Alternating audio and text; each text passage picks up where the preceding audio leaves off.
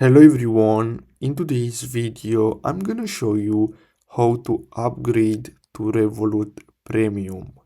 So the first step is to simply open Revolut and then simply tap on your profile picture in the top left corner.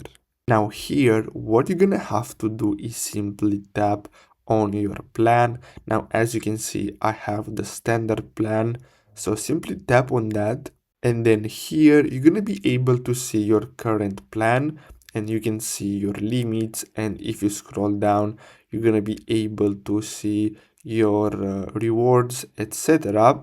Now if you want to upgrade to premium, simply tap on upgrade and then here you're going to have to simply choose premium and then simply tap on get premium. Now as you can see you're going to have to pay a monthly fee depending on the plan that you want, and as you can see there are four of them. You have plus, premium, metal and ultra, and if you scroll down you're gonna be able to see all the benefits for each one of them.